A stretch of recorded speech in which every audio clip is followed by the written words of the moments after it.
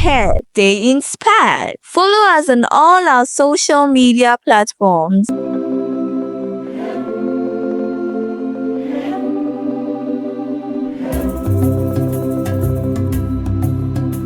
Once upon a time, a loud scream broke the silence of a Swatchillend village that morning. "Jesus, my belly! What is this?" Ishua shouted from her small bamboo room. Birds flew away from the trees. The goats ran from the backyard. People started coming out of their rooms. Mamia Kusia, her mother, rushed to her door with panic in her eyes. Ishua, what is wrong?" Ishua was sitting on the floor, shaking, with her hands on her now big round belly. Her night dress was tight on her stomach. This was not normal. Just yesterday, her belly was flat. Today, it looked like a woman who was 8 months pregnant.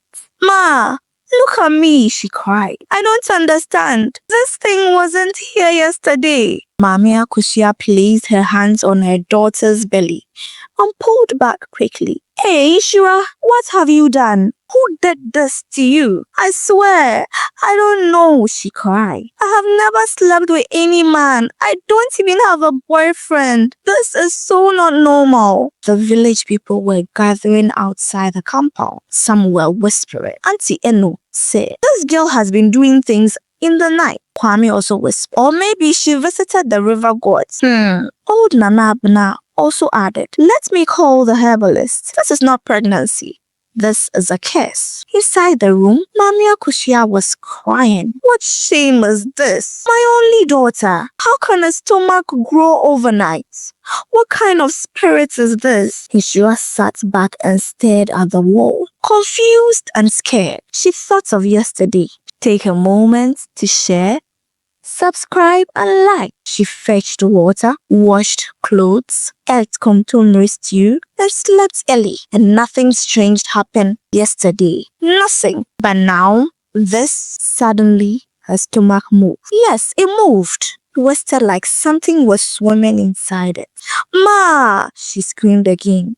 "It's moving." They rushed to call the village herbalist.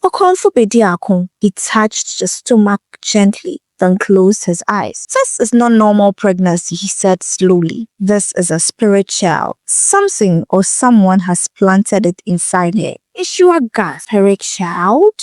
But how? And why me?" "Do you remember going to any strange place? Did you touch anything unusual?" he asked. Ishua thought hard. Then slowly, her eyes widened. It was like something finally clicked in her brain. Her lips trembled. Her breathing changed. And then there was silence. Before all this started, let's take a backup story. Ishua is a 22-year-old student at a private university in Accra. Take a moment to share, subscribe and like. But if you check her Instagram, TikTok or Snapchat, you think she was a celebrity living in Dubai. Hey guys, it's your girl, Inshura Baby, with the vibes. Don't forget to like, comment and share, okay? She would always say every morning with her ring light on, a full makeup done, even if she wasn't going anywhere. To her, the real world was online and real life, that was only behind the camera. "Ishua, you are too much." That was what her best friend Ifwa would always say. One afternoon at school, Ifwa sighed as Ishua stood on a bench just to take a perfect angle selfie with the school's notice board behind her. "Ishua, you will follow," Ifwa shouted. "Then record it if I fall. At least it will go viral." Ishua laughed. Everyone around laughed. Ishua was a clown, but also a queen online. She had over 90,000 followers on Instagram and counting. "You see, in this live, she told her friends, "I didn't come to play, I came to slay." She always wore lashes, even to class. She had wigs for every move. Her captions were always dramatic. Some of her captions were, "Queen energy only. If your boyfriend stares, it's not my fault. Bad energy, stay away." She didn't care where she took her pictures. She would take in the hospital, funeral grounds. If her makeup was good, yes, she would. And even during lectures, she would definitely take pictures. Sometimes I wonder if you are okay, Ifwa said. Ifwa, her best friend, sat her down. Ishura, to be honest, don't you think this whole social media thing is getting too much? Ishura's cough. You're beginning to sound like my mother. Relax. I'm building my brand. Brand? Ifwa raised her brow. But you don't even enjoy real life anymore. You only post to impress people you don't know. Ishura rolled her eyes. They love me. They support me. But do they know you? Ifwa asked quietly. That question stayed in the air, but Ishura laughed it off. Look, Ifwa, don't be jealous, okay? Not everyone is meant for fame. Ifwa stood up. Fine. But one day, all this may cost you something you can't post about. Ishura started posting more, changing clothes 3 times just to take morning, afternoon, and evening photos of the same day. She once skipped class because she found a new rooftop bar with cute chairs, perfect for real. Another time, she posted a crying video with a caption, "I'm going through it all."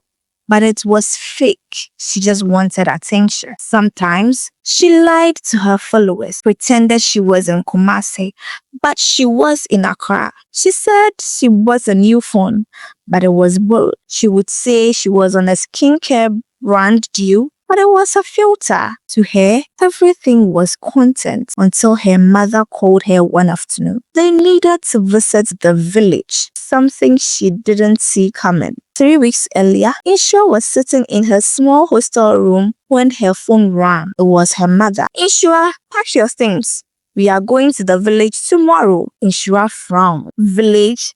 But Ma, why? It's important. Your grandmother is sick and the family says we should come. You haven't been there since you were 5. She rolled her eyes. Exactly, I was 5. I don't even remember that place. Can't I just stay? No. Her mother's voice changed. Some things are better explained in person. Just get ready. The next day, they joined a big public transport, a VIP bus, and traveled to a Swachini village. The place was deep inside the eastern region, surrounded by tall trees and silence. When they reached, Ishura felt strange, like the trees were watching her. This place is weird, Papa, she whispered. Ifwa, who had begged to follow her for adventure's sake, laughed. Oh, please, you've watched too many horror movies. The 2 girls settled in a small room behind her grandmother's old house. At night, they heard strange noises, whispers, soft cries, etc. Once, Ishura woke up and saw a shadow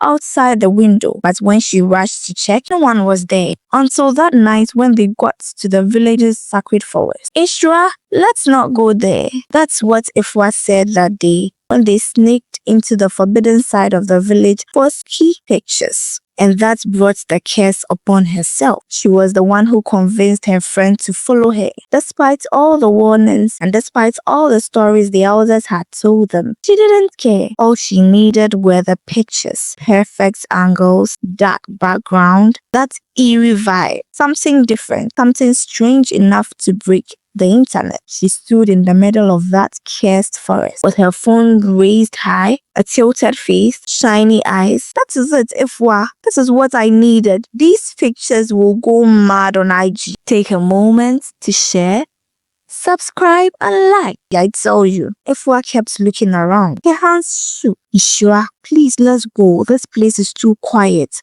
I don't feel safe. But Ishura ignored him. She laughed softly as she snapped more pictures and walked deeper into the bush, even pausing beside a carved wooden object that looked like an ancient stool, but was something else entirely. She didn't know what it meant. She didn't care. All she thought was, this is different. My followers will love it. This was the beginning of her punishment. A lesson that would nearly cost her life, because there are places you don't enter just for content. There are spirits you don't mock for likes and views. There are pictures you take that take something from you in return. And as the night grew colder, the silence around them became heavier. The air started to hum, but still, Ishura smiled. striking one last pose. Ifwa shook her head. This place is not for play. It's not Accra, but Inshura love. Please, spirits don't scare me. My makeup is stronger than any ghost. It was then she remembered what happened at the sacred forest. How she laughed too loud, posed too boldly, touched what she should never have. Her hand began to shake and her voice cracked. I don't know. I didn't mean to mock them. The room felt silent. The village people leaned closer. Even the herbalist stopped chanting. And then Ishua started to confess. Tears filled her eyes. I only wanted to take pictures.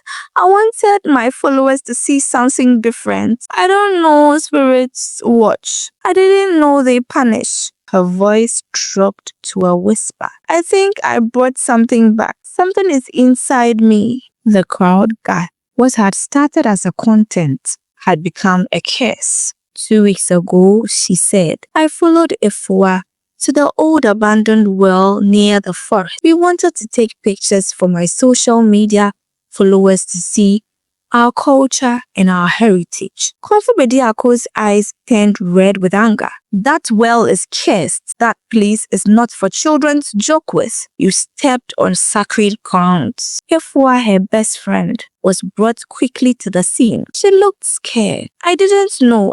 I just wanted nice pictures. We didn't see any ghost or spirit there. The next morning, her belly started growing. And now, here she was, surrounded by the village people, the herbalists, and fear. This is how Ishua brought curse upon herself, trying to please people she had never met, risking her life for followers, for likes, for comments, filled with fake love and empty emojis. She loved in pictures, but now she could not even cry properly. She used filters online, but in reality, had no filter. She wanted to trend that bad, but now it was death that was trending on her life. The cursed belly moved again. A cold tear dropped down her cheek.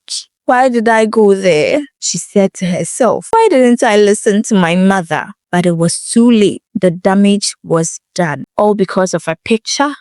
One picture for people who would scroll past in 2 seconds and forget your name in 10. Now, these same people were not here. They would not carry your coffin even if you die. They would not cry if that spirit inside her took over. This was the real world. The real world doesn't care about hashtag. The spirit didn't care about her beauty. The forest didn't care about her captions. And the curse, it didn't care about social media. This was her punishment for giving value to strangers over her own soul. And now, she would have to fight for her life. She's now alone with her fate in the hands of a Konfubediako. He started chanting. He gave Ishua some herbs to drink and told her to rest for 3 days. If the child is not born in 3 days, you must go to the river gods for answers. On the first night, Ishua couldn't sleep. Her belly kept moving. She felt something kicking inside, but it didn't feel like a baby. It felt stronger, rougher. And then she heard a voice from inside her. Ishua. She sat up. Who is that? But no one answered. She cried till morning.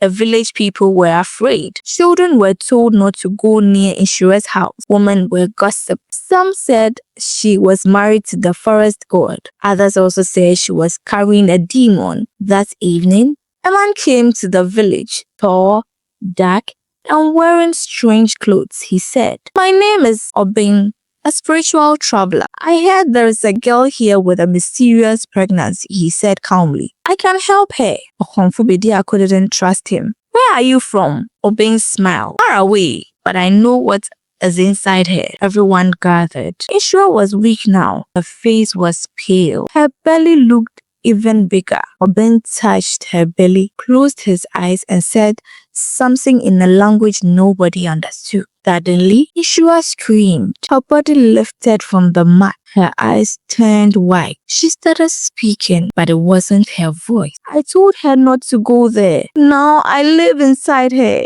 I will be born through her. I will walk this land again. Obin shouted, "Everyone move back!" He began chanting. Konfubidiako joined him. The wind started blowing. Thunder rumbled even though the sky was clear. Mami Akusia cried, "Please don't let my daughter die," she said. At midnight, Ishua stood up from her sleep. Her eyes were still wide.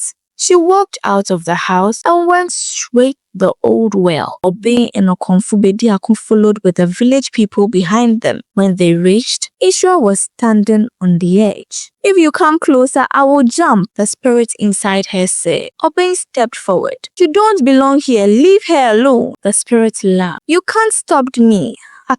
Obin took out a golden calabash and opened it. Light burst out.